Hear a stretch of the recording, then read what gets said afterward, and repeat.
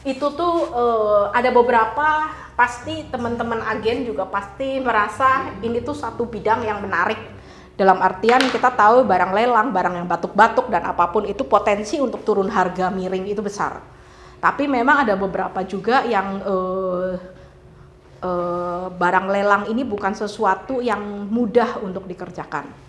Jadi memang ada beberapa jawaban. Kalau ke teman-teman tim leader, saya pasti kalau misalkan ada teman-teman yang masih baru nanya, saya pasti akan bilang, contohnya dengan Naklus salah satunya nanya kemarin, gue juga bilang step by step gitu, karena itu tuh panjang ceritanya, step by step, karena saya pun masih terus belajar dan masih terus meraba-raba karena barang lelang ini itu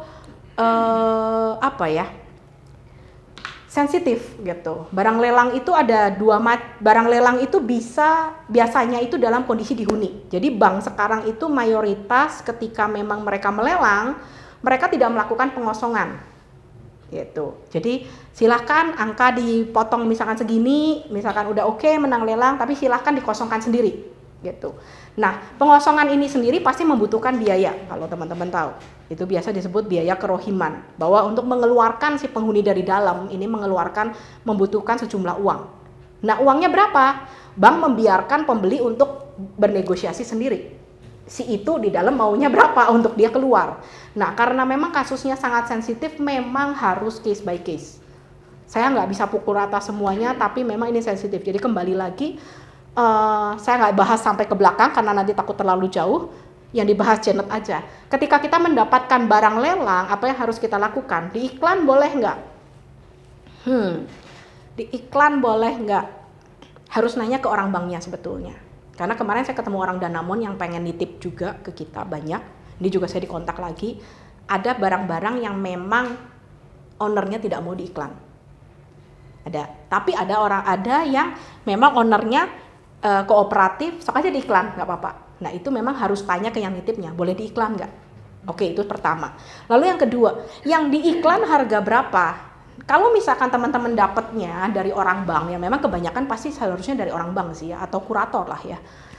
Kebanyakan orang bank. Kalau misalkan teman-teman dapat orang bank akan menyebutkan angka limit lelang misalkan.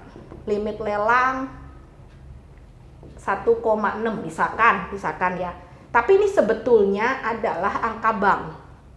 Gitu. Ada angka kedua yaitu angka yang diinginkan oleh pemilik. Ini tetap harus ada. Karena begini. Bank secara legal sudah berhak mengambil aset tersebut. Ya kan? Otak bank, di bank otaknya adalah gue pengen lepas nih barang karena gue udah rugi, kasarnya gitu kan. Oke, angkanya berapa? Angka segini, ini mah kita coba ambil kasar ya. Angka segini gue ambil deh, kata si orang bank 16 misalkan. Tapi pemilik nggak mau dong. Pemilik itu biasanya masih ada kekuatan. Maksudnya dalam artian terserah bang mau lepas berapa, tapi gue mau dapat lebihnya. Nah, angka pemilik inilah yang harus kita ketahui. Yang diiklan yang mana? Nah ini. Gitu. Tetap angka normal yang diiklan. Susah nggak berarti? Susah. Susahnya apa? Karena ketika kita mengiklan angka normal, orang tertarik nggak? Enggak. Geus bau lelang. Angka normal lagi siapa yang mau gitu kan? Tapi ketika kita ngiklan angka ini, bahaya nggak? Bahaya. Owner udah pasti ribut. Gitu kan. Kita pernah berapa kali sempat menjalankan ini itu, sempat kalau yang teman-teman yang belum paham, mereka akan ngiklan ini, angka yang akan dilepas bank. Saya pernah sekali showing, ini yang diiklan. Langsung ada respon lah secara miring kan. Cepret showing, udah gitu, untung saya datang duluan. Saya udah ada feeling nih teh. Saya udah nanya sebetulnya, ini pemilik udah tahu belum angka ini yang lu iklan? Udah tahu, katanya begitu. Ya sudah, oke, ya udah, showing lah. Untung saya datang duluan. Ngobrol sama pemilik. Ya kok, saya sengaja ngomong. Jadi kita iklan angka segini ya kok, bener ya? Enggak, saya nggak mau loh ya angka segitu. Kata siapa? Udah nggak usah jual aja, nggak usah dilihat aja, modar. Buyer sudah datang, gitu kan? Nah itulah langsung saya oke, saya akan kabarin ke buyer angka berapa yang Koko mau, misalkan angka pemilik yang pemilik mau. Misalkan ini angka X saja lah, nggak usah dibilang lah, angka X. Oke, saya langsung telepon buyer di luar. Oke, mohon maaf, ada kesalahan, memang ini kita dapat dari bank infonya. Tapi sebetulnya dari pemilik angka X. Jadi nanti kalau misalkan memang lihat, kita pakai angka X dulu, kalau misalkan berminat, nanti baru kita negosiasi di belakang. Gitu kan. Nah, itu tuh kejadian yang memang akan sangat besar kemungkinan terjadi karena ya ini perbedaan persepsi gitu. Orang bank tuh mereka rata-rata tidak mau tahu. Ya segini gitu, listnya tuh segini dikeluarin angkanya. Tapi ketika kita ngiklan dan ada respon, matilah kalau ketemu pemilik di iklan segitu gitu. Jadi mau nggak mau yang beredar di media sosial atau beredar di portal haruslah angka yang mau nggak mau normal. Gitu. Supaya apa? Supaya nanti pas showingnya cukup aman lah. Meskipun memang nanti ketika misalkan ada yang minat, mungkin ada hint, ada apa ya, ada petunjuk, ya ini sebetulnya bang udah mau lepas, ini, nggak usah dibilang angka ini.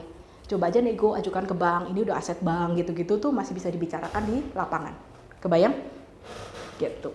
Supaya apa? Supaya teman-teman nggak diontrok, karena kita tidak pernah tahu kita berhadapan sama siapa. Ada pertanyaan mungkin? Yes, Pak.